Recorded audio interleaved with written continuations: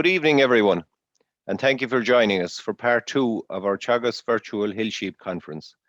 My name is Damian Costello, Teagasc Sheep Specialist, and the format for this evening's webinar will be similar to the first part of our conference yesterday evening. We again have 2 papers to present to you, which hopefully you will find both relevant and informative. During these talks, can I encourage you to use the Q&A function at the bottom of your screen to type any questions you may have on the topics being covered. I will then put your questions to the speakers during the Q&A session at the end. First up this evening, we welcome Annetta Zintl. Annetta is a zoology graduate of Trinity College Dublin, where she also completed her PhD at the Departments of Zoology and Biochemistry. Following this, she worked for several years as a postdoc in the Veterinary Sciences Centre, University College Dublin, and Annetta currently lectures in the parasitology and immunology at the UCT School of Veterinary Sciences. Annetta, you're very welcome. And if I could get you to share your screen with us. This evening, you're going to talk to us about one of your long-term research interests, ticks and tick-borne diseases. Over to you, Annetta. Well, hello everyone, and thank you very much for the invitation to speak at the Teagasc Hill Sheep Conference. And thank you very much, Damian, for the kind introduction. So what I'm going to talk about is a long-term research interest of mine, which is ticks and tick-borne diseases. And what I thought I would start with, oh, I can't move my screen. Yes, what I thought I would start with is a brief introduction into tick biology. So how do they live? Where do they live? And then I'll describe their distribution in Ireland. And then I'll say a few words about the diseases they transmit. And I finish by discussing some methods of prevention of ticks and tick-borne diseases. So ticks are actually very unusual creatures. So they only feed on blood. All life cycle stages feed on blood. And what I mean by this is that there are 3 life cycle stages, larvae, nymphs, and adults. So the larvae hatch from the eggs, and they then have to find a host, and they feed on the host blood, and then they drop off the host, and they spend a long period of time in the vegetation, and here they digest the blood meal, and they molt to the next stage, the nymph stage. And the nymph then has to go and find a new host and feeds, it drops off and develops to the adult male and female. And again, the female has to feed before she can lay her eggs. So this whole life cycle actually takes between 2 and 5 years. So very remarkably, during this time, the ticks only feed 3 times. So the way they find their hosts is by ambushing. So what they do is they locate themselves on top of vegetation, on grasses and bushes.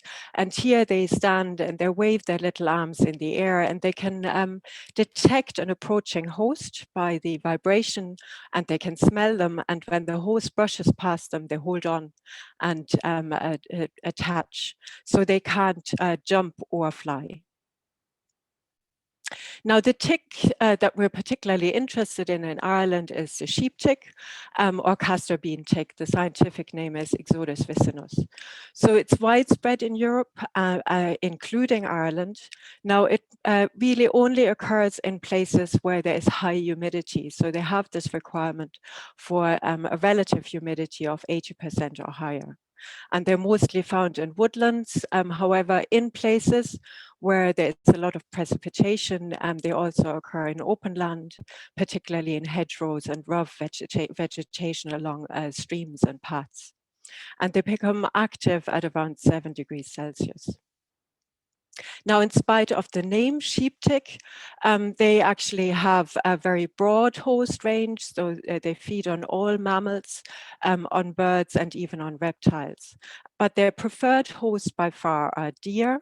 And where there are a lot of deer, there tend to be a lot of ticks. Now, my team and myself, we have been doing field surveys since 2016. Unfortunately, last year we didn't manage to do any field work. But what we did over those 3 years is go all over the country and sample the vegetation for the presence of ticks. And the way this is done is by dragging a white cloth over the vegetation, as is shown here in the bottom picture. And the ticks are fooled into believing that this is a host. In fact, of course, sometimes there is a host attached to one end of the blanket, but they hold on to the blanket, and then we pick them off the blanket and we bring them back to the lab and identify them. So these are the sites that we visited over the space of these 3 years, and we found ticks in some and not in other places. And what we did then was we passed this information on to the modelers in UCD, and they produced this map here. So this is a predictive map of the presence or absence of the sheep tick around Ireland. And the way these maps are produced is by extracting, by collecting the environmental data in the sites where ticks are present and where ticks are absent, and then to use this information to predict their likely presence or absence in other parts of the country. And what they found, and this will hardly surprise you, is that they are mostly present along the west coast of Ireland and along the Shannon and Erne catchments. There are some pockets near Wicklow as well, but they're mostly present in the west. So the diseases that are important in sheep and that are associated with ticks in Ireland are tick-borne fever, tick pyemia, and Lauping-L. Of course, there's also red water fever, which is present in cattle, and Lyme borreliosis in humans.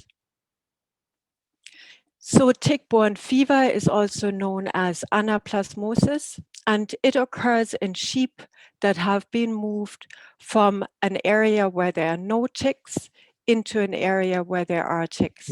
So these animals can develop a high fever, which lasts from 1 to 2 weeks, and they lose their appetite. Now, most sheep recover after and are afterwards immune, so they develop immunity to reinfection, so they are protected. However, in young lambs, anaplasmosis can cause high rates of illness and death. And what's important about anaplasmosis or tick-borne fever as well is that it actually increases susceptibility to other infections. And it does this because the pathogen, the bacterium that causes tick-borne fever, it invades immune cells and destroys them. So animals that are infected with tick-borne fever, there are also higher rates of abortions. There may be respiratory signs. In cattle, often a very drastic milk drop is observed, and there may also be tick pyemia. Now, tick pyemia is actually due to a bacterium that is already present in the nasal passages and on the skin of lambs. But because the lambs are immunosuppressed due to the tick-borne fever, these bacteria gain entry into the skin through the tick bite. And as a result, they cause localized abscesses, mostly in the joints, and that can give rise to severe lameness. Sometimes the infection can become generalized, resulting in blood poisoning, basically, and there are high rates of illness and death associated with that. The third tick-borne disease that is associated with sheep in Ireland is Lauping-L. And Lauping-L is due to a virus. Now, in areas where there are a lot of ticks which are infected or which carry Lauping-L virus, most sheep become infected, but it's barely noticed. So they don't get very sick, but they recover and they are immune from there on in. So they're protected against reinfection. However, what happens in some individuals is that the virus gains entry into the central nervous system. And as a result, there is severe depression, incoordination, and death. Now, I also put a little picture here of a red grouse onto the slide, because Lauping, while it infects quite a large number of animals, it only causes disease in sheep and in red grouse rather randomly. But it is thought that in addition to habitat destruction, the decline in red grouse may be partially also due to Lauping infections. Now, there's something really interesting about Lauping virus, because it actually only occurs in Britain and in Ireland, but it's absent from continental Europe. In continental Europe, they have a close relation of Lauping virus, which is a tick-borne encephalitis virus. Now, a tick-borne encephalitis virus is primarily a pathogen of humans, and it is actually the main reason why people in continental Europe are worried about tick-borne disease. Now, tick-borne encephalitis virus is absent from the UK and Ireland. And it is thought that both these two viruses are descended from a common ancestor, which was introduced into Britain and Ireland about several hundred years ago. Now, babesiosis or red water fever is obviously not an infection of sheep. It doesn't infect sheep, but I didn't want to leave it out of this talk, because I think in the Irish context, it is really the most important tick-borne disease in Ireland. And I also figured that there may be quite a few people in the audience who are also keeping cattle.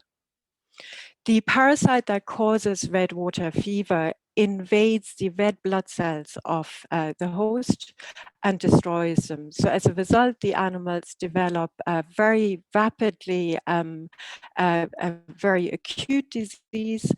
They become very anemic, develop a very high fever and pipe stem diarrhea. And typically the urine turns red, and hence the name red water fever.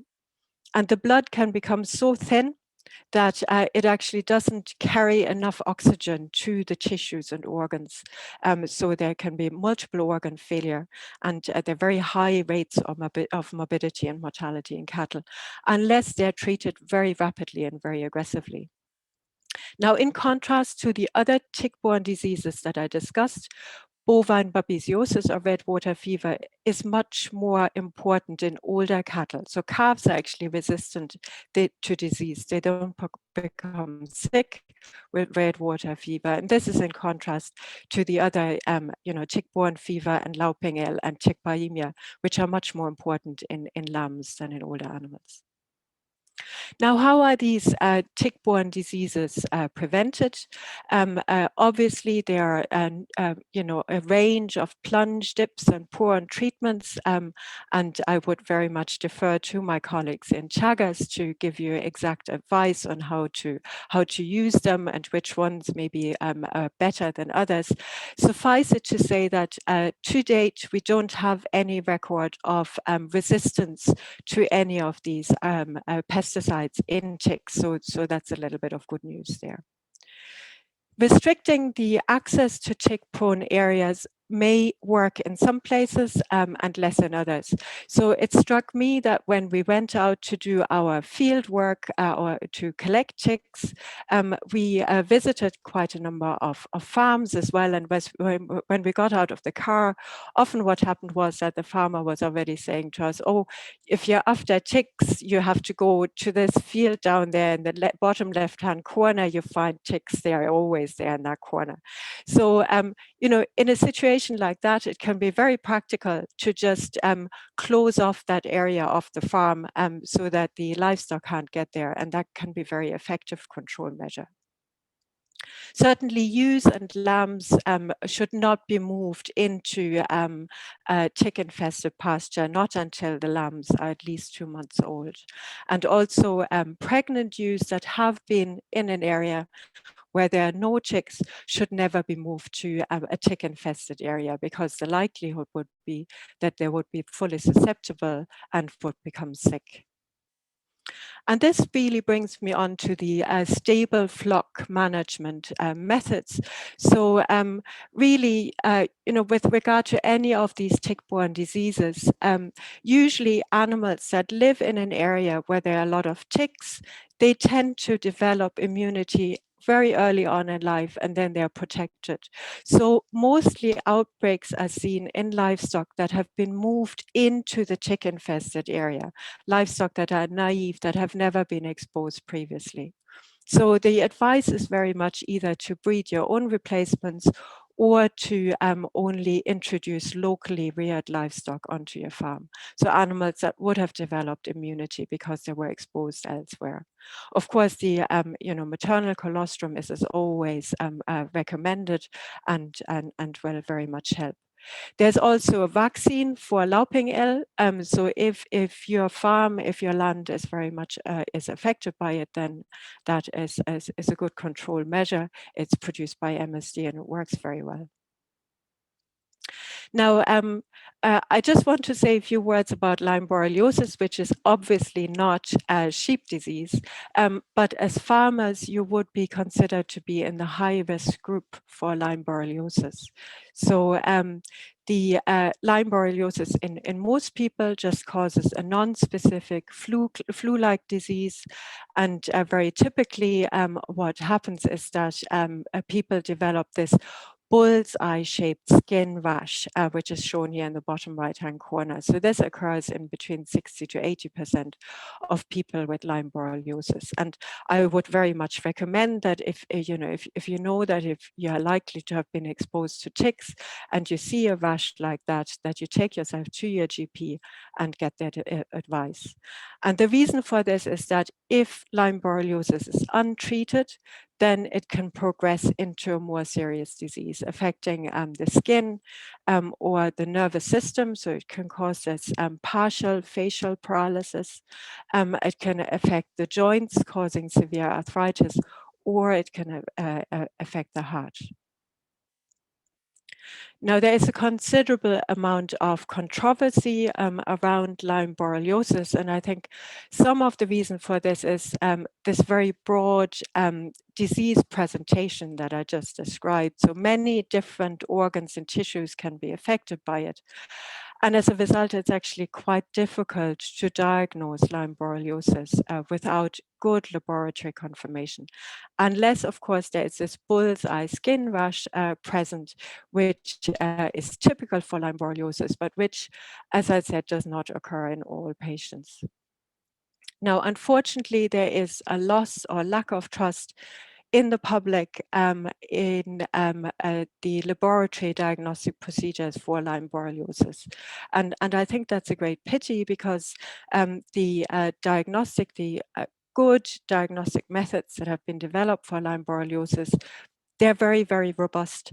So the virus reference laboratory here in Ireland, and I think there's also a couple of labs down the country in hospitals that carry out a very good screen for Lyme borreliosis. And if they find a positive or an equivocal sample, they send it off to a second lab in the UK.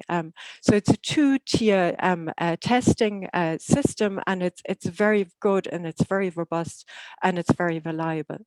Unfortunately, there are a number of labs around the world that will accept samples from anyone and then send them back a report telling people that they have been infected with all kinds of diseases that don't even occur in Ireland. So I'd be very wary of engaging with any of those labs.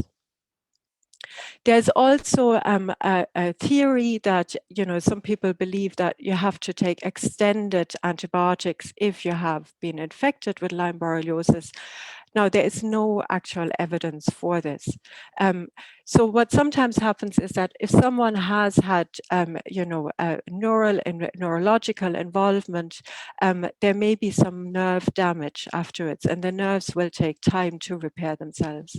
Also, in Lyme borreliosis, you can get this phenomenon that has also been described with regard to COVID, this late COVID or late Lyme borreliosis. So this is as a result of, a very severe inflammatory disease. So the body takes some time to recover from this, but there's no evidence that protracted antibiotic therapy will do anything to speed this or to help it.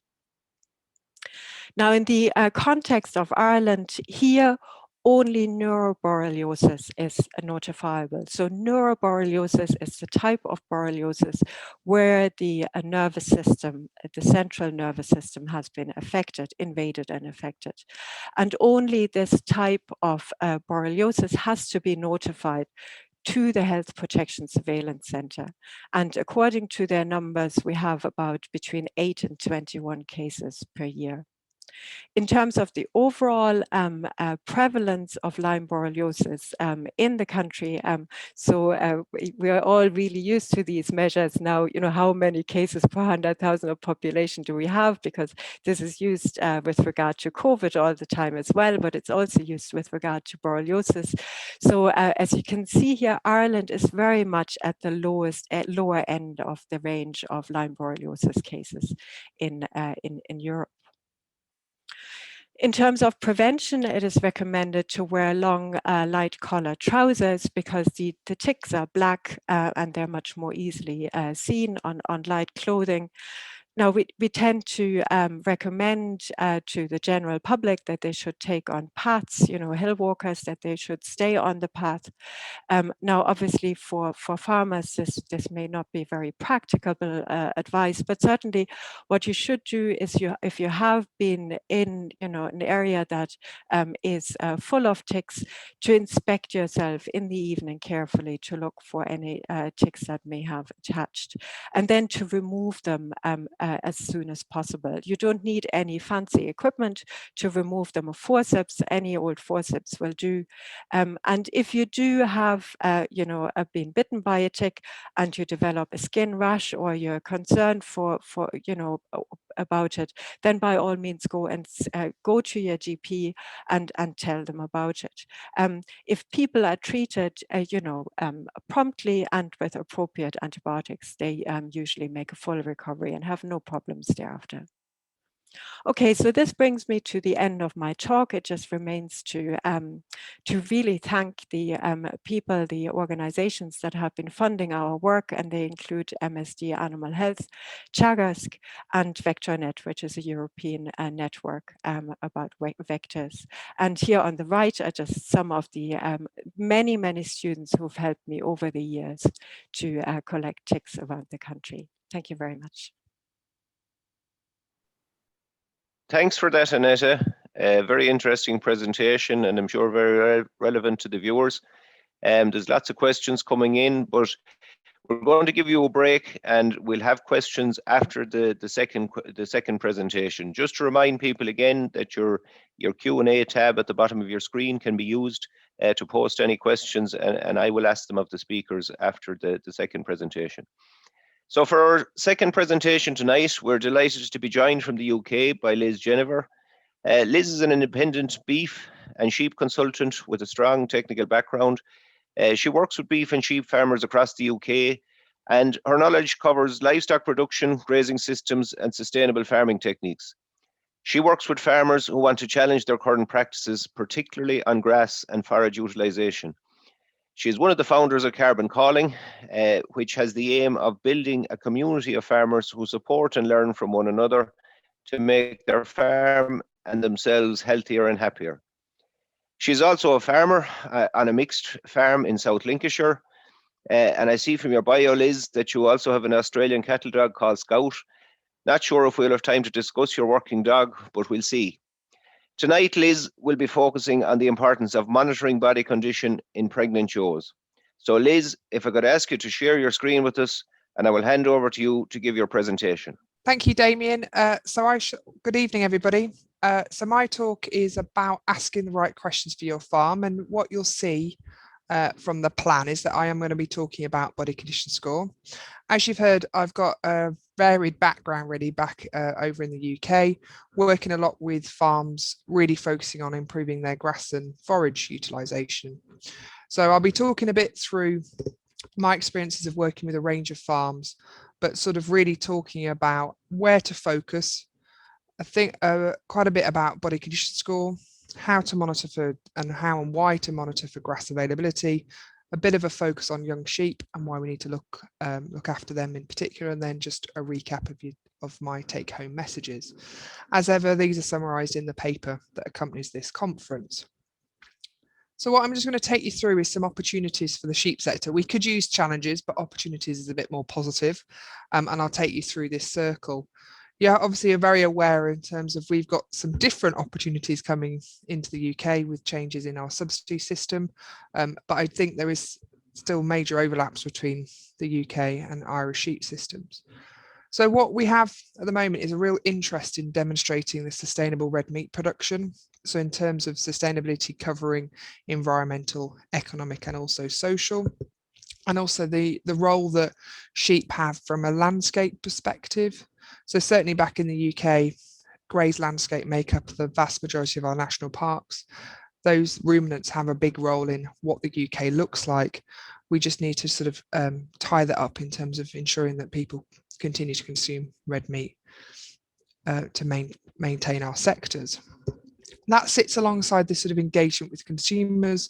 And I know certainly over here with the COVID situation, there's a lot more interest in local food production, a bit more time, I suppose, available to get people thinking about where their food comes from and sourcing it from their local producers. The other thing we've got at the moment is a huge amount of technical knowledge. We have most of the things we need to know about how to make profitable and sustainable systems. Our challenge is to get them adopted onto farm and to make sure that all of those various pieces of information can be tied together to make a profitable sheep enterprise. We have some really nice examples both in Ireland and over in the UK of where people are doing that, the challenges they've sort of dealt with, and what's the key factors in terms of driving that business on. What's interesting, and maybe it's the sort of people I intend to be speaking more to, there's this big interest in trying to balance farming lifestyles. So people, yes, they want to work hard, but they also want time to do something else. So they are designing their systems to sort of look at what else is out there and making sure they're working smarter rather than just harder.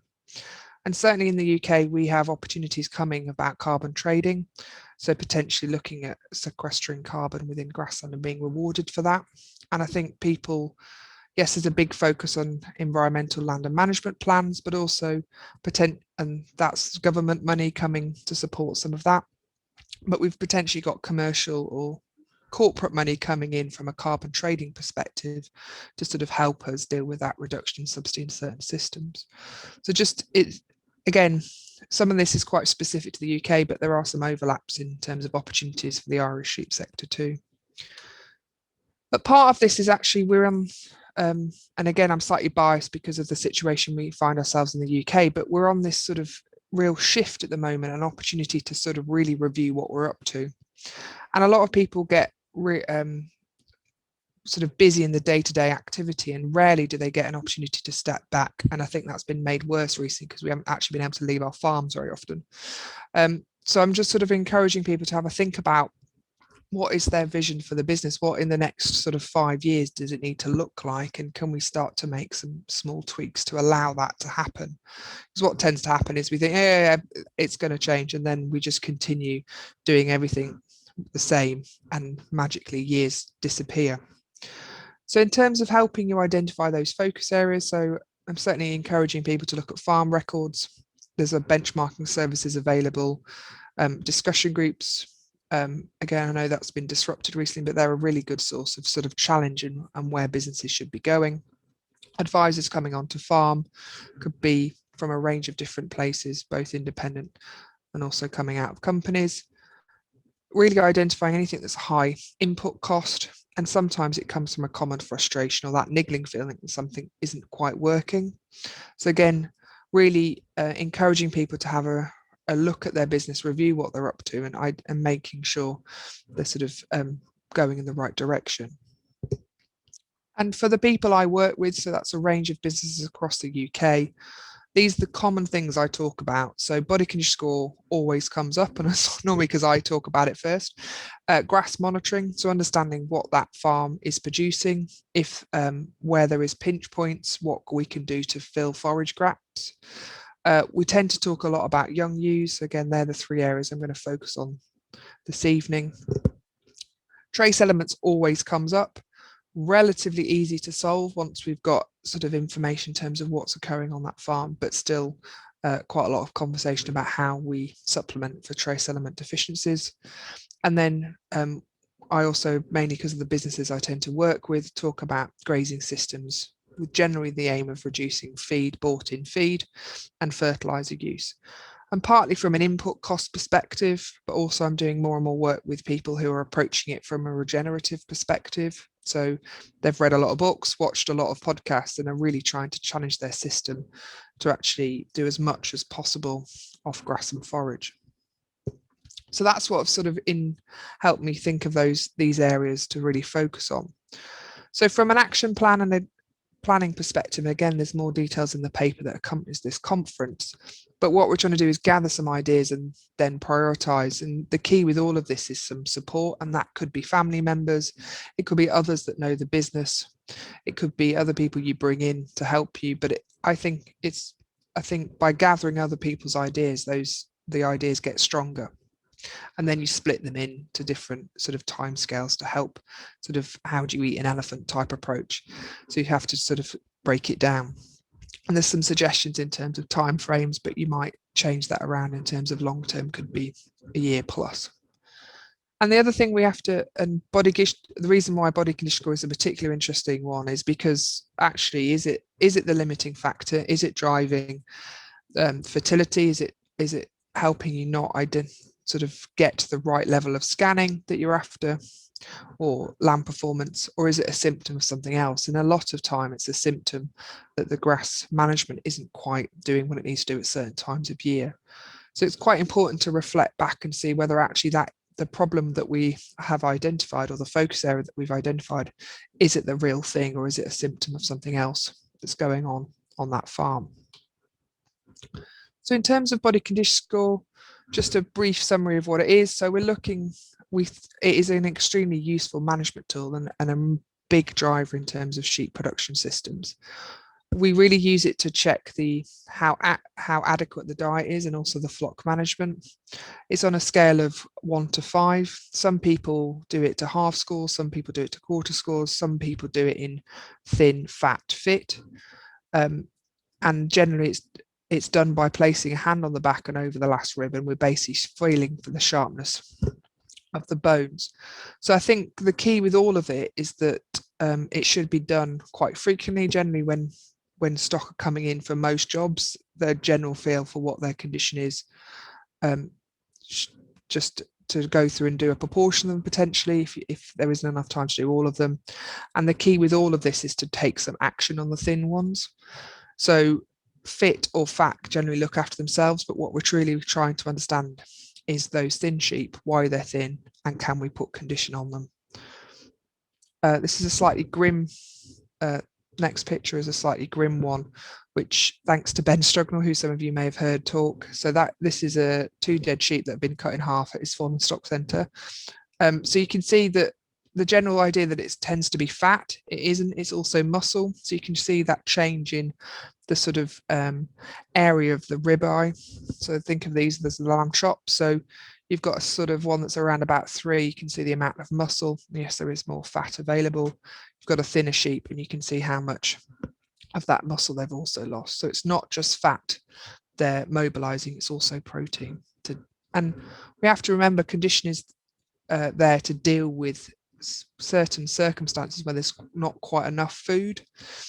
So it's not necessarily a bad thing to mobilize some condition. It's just trying to see what proportion of the year they're mobilizing and making sure they hit the targets at the key points to ensure the fertility and lamb performance is good enough.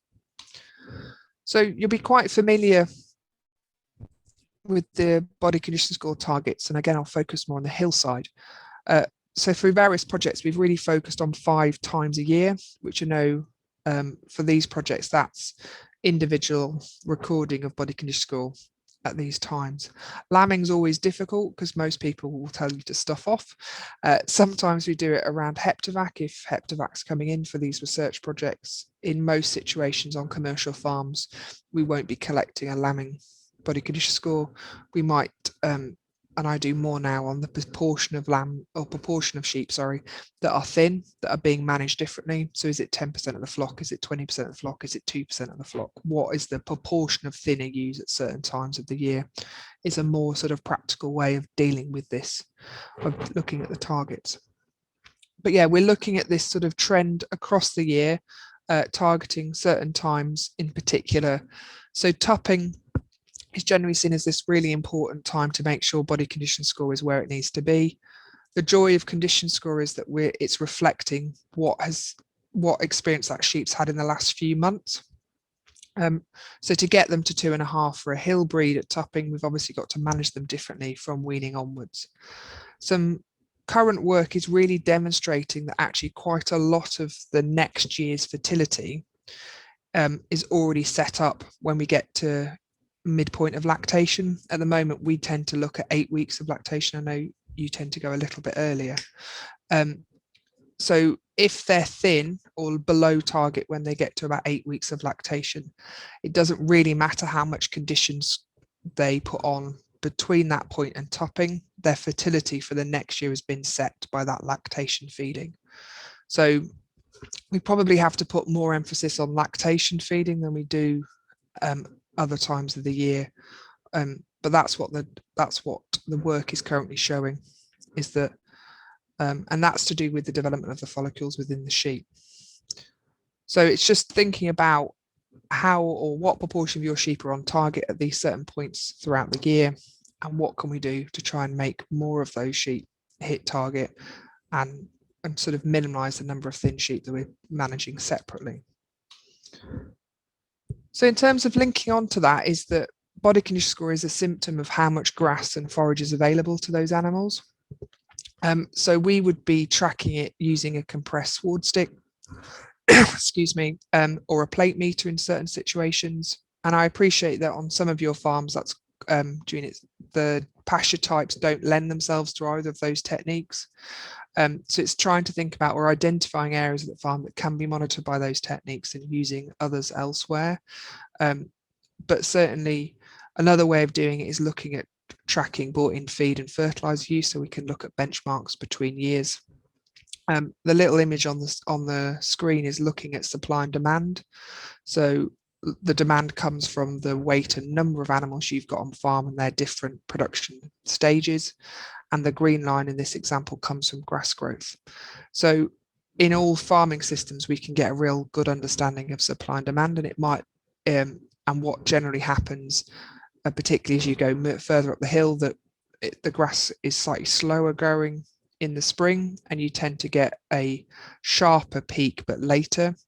And what we do is design our production systems to fit that grass growth.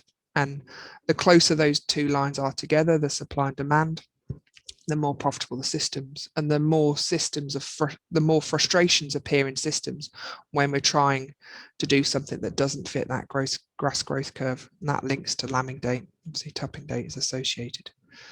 And in all sheep systems, wherever they are, the vast majority of pinch points, so where we get a bit concerned about feed levels, is winter time, and it doesn't necessarily change depending on where you are in the country. It just is the scale of that pinch point, really.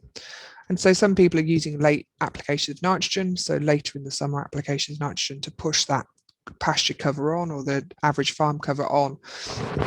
As we get into the autumn, some people are using forage crops to help fill those forage gaps, potentially using ones that regrow, so they have between some grazing of lambs in the summer and then using it as a winter feed as well. Some sending away for tack grazing, some putting them in sheds, some adjusting the timing of sales. So their ambition is for 70–80% of lambs to be sold off farm by the 1st of October, 1st of November, depending on your target. Again, for those grass and forage based systems, winter, we can't do everything. So we've got to start prioritizing different groups. And if we've got an opportunity to move them onto finishing ground or into finishing systems, the key point is to clear as much as possible off the ground that you're going to be using for tupping ewes and feeding ewes over some of the winter and lambing on, certainly by the beginning or the end of the autumn, really.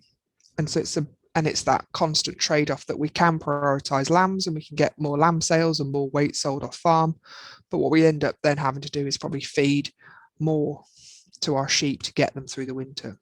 So it's just reflecting on, are we yes, we're getting some benefits from lambs, but actually have we got some negatives in terms of condition score and feed costs for ewes because of that. So a lot of the farms I worked with do a monthly measure. I highlighted that on certain farms, some of that land type isn't always conducive to that. We tend to do that against a feed budget. So it's a relatively simple, just like an Excel sheet that helps people think about how much pasture cover I need in 2 to 3 months and where am I now and how might I get there based on the number of animals I've got on the farm. And then we also talk through options to deal with an oversupply or an undersupply later in the season. So again, some farms have cattle they can bring in to tidy up or shut up areas for silage or hay. And then for an undersupply, we start to think about selling earlier or lighter. We potentially are feeding in supplements or we're using nitrogen depending on the time of year to boost grass growth. So the key with all of this is probably making decisions a month, 6 weeks earlier than when we've to the point of running out of grass or we've lost pasture quality because we've got too much. So it's just about having those regular catch-ups to sort of think forward in terms of what needs to happen in terms of shifts in management. It's certainly not a crystal ball. We don't know necessarily what's going to happen with grass growth, but it allows us to just do a bit of forward planning and thinking about what might the next few months bring for those farms. And in terms of just moving now on to younger sheep, and again, it's a common theme that comes up, and the slide on the screen looks at ewe lamb as a proportion of mature weight. So most of us are quite familiar with the sort of wanting to ewe lambs to get to 60-65% and then mature weight before they go to the top in that first year. Again, a lot of hill systems won't be tupping ewe lambs, but there's quite a lot of evidence that if ewe lambs get to tupping weight, even though they're not actually introduced to the top, their future fertility would be improved. Basically, they need to be able to get to puberty levels, which is indicated by at least 50-55% of their mature weight by they get to that first winter. So again, thinking of growth rates for the ewe lambs, even if you're not necessarily going to top them, is quite important. And you can again see from this that it probably takes 2 or 3 sort of years of them working through that production system to get them to mature weight. So just again, monitoring those growth rates and not just assuming they've had the first lamb and it's all okay, they can go into the main flock. There is this idea that they need slight careful management over those first few years entering the flock to try and maximize their lifetime performance. So in terms of, we've talked a bit about ewe lambs in target, so you can see that on the screen here. So we're looking at 60-65% of mature weight for those ewe lambs, and also looking at condition score. There's a bit of debate about condition score in ewe lambs, but again, it's linked to this puberty. So puberty is linked in terms of fat levels. So we are also interested to make sure they are in that stage where they're starting to lay down fat rather than just growth. For hill shearlings, assuming a mature weight of 50 kilos, we're looking at 80% of their mature weight by the time they get to their first mating, which is just over 18 months of age. And again, looking at 2.5, which is sort of similar to what you'd see in the adult sheep. So again, and all of it's relatively achievable, but just needs tracking really over that first sort of 18 months of those shearlings' lives really. And why are we interested in younger sheep? And that's AHDB did a large project called the Sheep KPI project, Key Performance Indicator project. And that really started to demonstrate that shearlings tended to be responsible for a higher proportion of lighter lambs within the flock. So suggesting they were struggling, the lambs were struggling on those younger ewes. And it made us realize that we do need to think about those young sheep differently, separate and hopefully manage them separately if possible. And also showed that shearlings that gained weight between tupping and scanning had a better performance. So again, a bit similar to lactation, sometimes they allow those sheep to lose a bit too much condition between tupping and scanning, just because of that's the time of year where feed availability can be slightly stretched. But again, there's a nice relationship between, if they certainly maintain, ideally gain between those two time points, you improve the future performance of those animals. So again, something to think about, but does come at a cost, and generally that cost is having to sell lambs off that farm to give kilos of dry matter to the young sheep that are there. So in terms of my take-home messages, I think it's important that any records that we are collecting on these sheep flocks are being used to help address some of the questions that we may have raised earlier, from the sort of thinking about what your action plan or vision is for that business. We know that body condition score drives sheep performance, and this idea of monitoring regularly and certainly dealing with these leaner sheep, and if possible, manage separately and pulled out. I know it depends on the time of year. And I think the key thing to flag up is that if those ewes are given a month on access to good quality grazing, so we're looking at sort of 4 to 6 centimetre heights, and they still haven't put condition on, it's worth doing some investigations with your vet. It could be as simple as bad teeth, it could be parasites, but it could be something underlying, so Johne's or other iceberg diseases that are causing problems. But generally it's the simplest stuff first. I would encourage you to have this sort of understanding of your feed demand, and part of it fits into this sort of thinking about what your business needs to look like. So are you constantly fighting grass, and actually is it better to move your lambing date just so it fits better at a system level? So rather than chasing early lambs, actually can you work with how your farm grows, particularly in the spring, although some of that can be influenced by how we manage that from the autumn onwards. And the key thing really, or the final point, is thinking about these younger sheep. So how can they be prioritised? Can you be managing them separately, and with the overall aim of improving their future breeding potentials? That's all from me. Thank you very much for listening. I look forward to your questions. I will stop sharing my screen and hand back to Damian. Okay, thanks for that, Liz. Great presentation.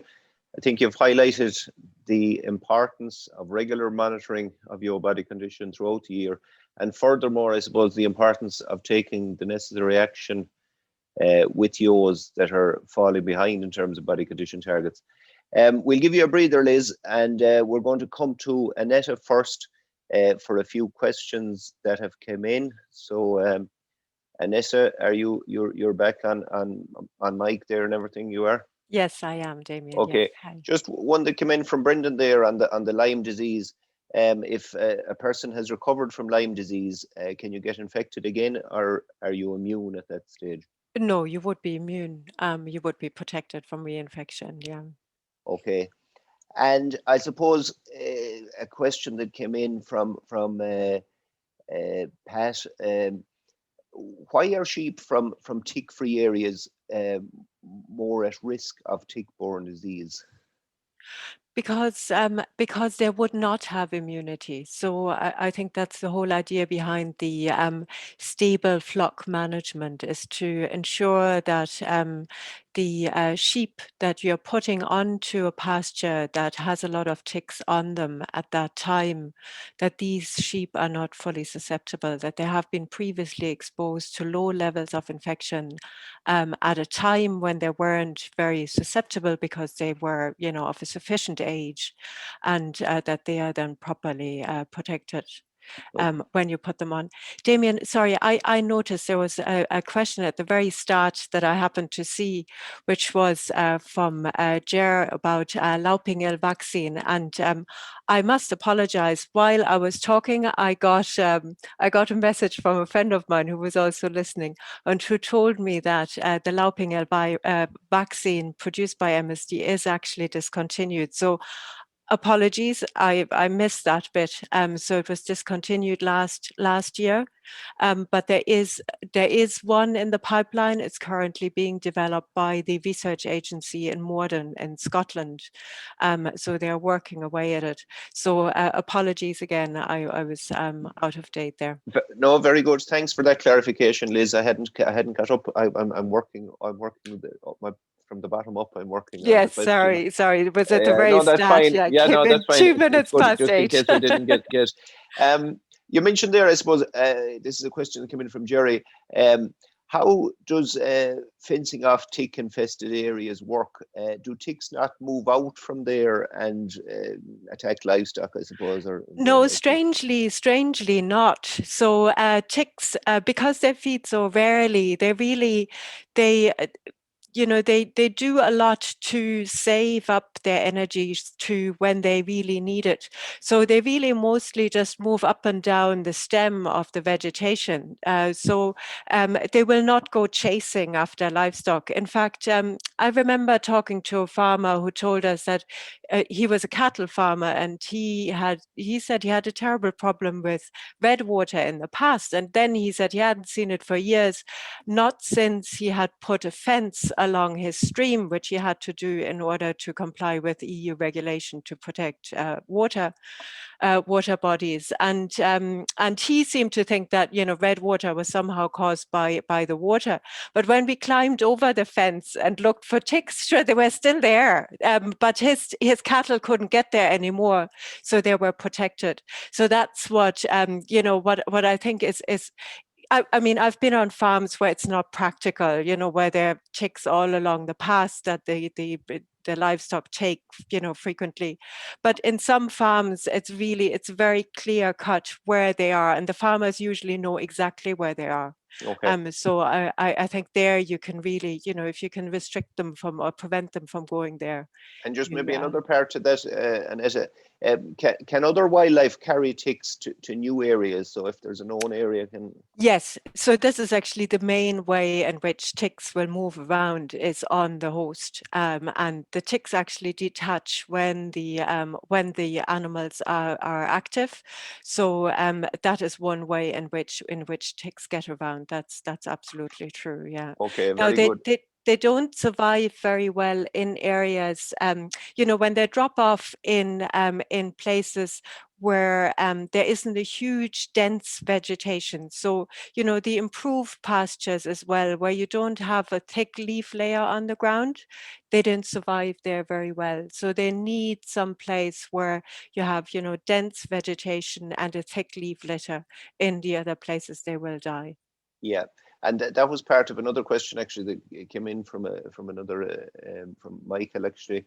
The type you've answered it there, the type of pastures that are prone to ticks. But could a farmer do a field study to get an estimate on tick count? I know you mentioned in your how you do your study. Is that possible, or to get an estimate? Well, I'm very happy to train up anyone, and they can send us the ticks after.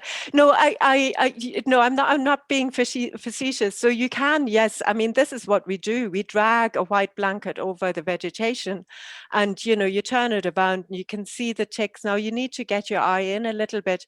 What we found was that certainly dairy farmers, they knew when they had ticks on their land because they could see them on their livestock. Most people, if they have ticks, they know that they have them and they know where they are. So because you would also find them on yourself, I think, after having been on the land. Okay. Listen, we'll come back to you in a second. I think there's lots of questions, but we'll give you a little break and we'll move to Liz. There's still questions coming in, complimenting your presentations as well, both of you. Liz, just from Jerry, you talked about concentrates, or we'll say you talked about your lambs in hill situations here. Anyway, they're not generally bred as your lambs, so they'll be carried. The replacement your lambs will be carried dry over the winter time.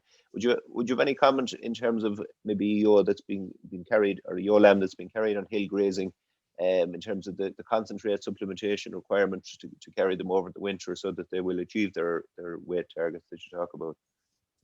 And I I think it is. Do you mean it's an option, isn't it, in terms of introducing concentrates to encourage them to hit their growth rates? I suppose I would also advocate in terms of weighing those animals and setting realistic targets, but certainly concentrates are one of the strategies that can be used. And we're looking for probably a couple of 100 grams a day sort of level. And what we also have to remember is come the spring and given access to good growth rate of those sheep, I mean the replacements can in terms of gain quite a significant amount of condition from spring to autumn. Yep. So I wouldn't necessarily advocate pushing them too hard in the winter, but certainly they need to be doing maintenance plus a bit. Yeah, very good. Sometimes it's the practicalities of actually feeding that can be, definitely the issue in those situations. I suppose John has a question here. Is it generally, in your experience, is it generally the same sheep that struggle with condition every year? Is it the same yours? Sometimes you sort of see a pattern, which is they, and again, probably more in lowland situations, but they have multiples and then they get a bit thin and then the next year they have a single and then then they get build condition and then they have multiples again. So that you see some sort of flex in terms of how well she's putting condition on based on how the sort of number of lambs she's being asked to rear. But certainly if it is a health issue, yes, you'll generally see those thinner sheep constantly being thin. So it is worth sort of tracking them and seeing. And that, I suppose, the bit that I talked about was sort of separating out these thinner sheep and manage them differently and check whether they can gain condition. And if they can't, then there needs to be some veterinary intervention, really. Okay, very good. And just a question that came in from Michael. In hill farming situations, would you consider the number of lambs produced per ewe or lambs produced per hectare as the most appropriate measure of sustainable production? Which would be the most? That's a lovely question. So in terms of, so what do we think in terms of sustainability? Is there is a financial element to it. There is an environment element and a social element. So we're still looking for output off that farm, but it's still about the cost of production of that output. So some farms would be targeting per hectare performance where they've got some areas of better land. Mm-hmm. Some areas to target use per ewe is actually all it's doing is driving input costs up. So it's a really difficult one to say what everybody should do. It is about fitting the resources or what you're farming to the resources you've got. Yeah, it very much depends on the type of ground, really, I suppose. Yeah, definitely. There's a quick one just for you there as well. I just see it just after coming in there. In terms of the first time lambers that will be lambing at 2-year-olds, hoggets, can over fat be an issue in terms of fertility, litter size, or that kind of thing? And what's your opinion on that in terms of body condition? It's probably more often. It's rare, probably, but if can it be an issue? There certainly is some information in terms of, and it's more probably related to mature ewes, but certainly fatter ewes, they tend to have higher embryo loss. So it's not necessarily they're less fertile, they just can maintain pregnancies less often. Right. Also, it can potentially have some impacts in terms of lactation. So there's a buildup of fat, and it doesn't necessarily mean that they're going to lactate well. Okay. So yeah, it is about monitoring. Are they gaining frame? Mm-hmm. It's about frame growth is a proportion of that growth rather than necessarily just putting condition on. Okay. And generally, we're often talking maybe about 1 or 2 individual ewes. It's not generally. You'll always get those extreme ends. Extreme at both ends. Yeah, very good. And somebody just asked there to describe.